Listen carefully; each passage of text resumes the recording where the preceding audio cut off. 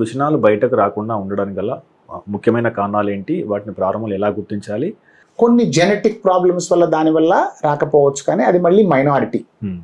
95% కంటే ఎక్కువ పేషెంట్స్లో మిగతా అంతా నార్మల్గా ఉంటుంది. ఓన్లీ వృషణాలు మటుకు బయటికి రావు, ఒకటి కానీ రెండు కానీ.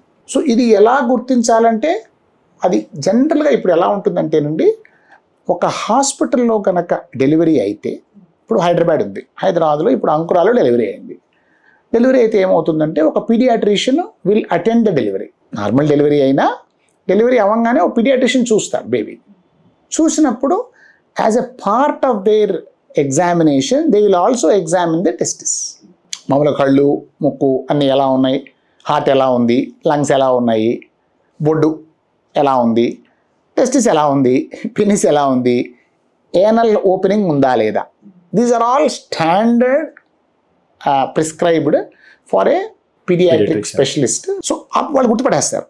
వాళ్ళు గుర్తుపట్టేసి ఇది టెస్టిస్ ఒకటి ఒకటో రెండో కిందకి రాలేదని చెప్పి వాళ్ళు వెంటనే మాకు రెఫర్ చేస్తారు. యూజువల్గా మాకు పంపిస్తారు. మేము చూసేసి యూజువల్గా 6 months పాటు ఏం చెయ్యం, 6 monthsకి రమ్మని చెప్తాం. ఎందుకంటే చెప్పా కదా 6 monthsలో కిందకి రావచ్చు దాని అంతదే అని చెప్పి.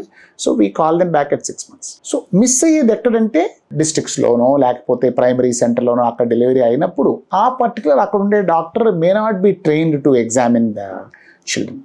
అలాంటప్పుడు మిస్ అయ్యే అవకాశం ఉంటుంది. పేరెంట్స్ చూసుకోవడం అనేది చాలా ఈజీ, ఎస్పెషల్లీ పిల్లవాడు నిద్రపోతున్నప్పుడు.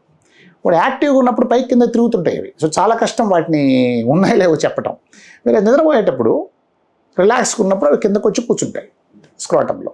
So parents they can very easily see. వాళ్ళకి ఏమైనా డౌట్ ఉంటే వాళ్ళ డాక్టర్ గారిని అడిగితే ఆ డాక్టర్ గారు చూసి చెప్తారు. సో ఇది రికగ్నైజ్ చేయడానికి మార్గం. మీరు తీసుకునే అదే మందులు, అదే నాణ్యమైన మందులు మెడ్ ప్లస్ బ్రాండ్స్ పై సగం ధరకే.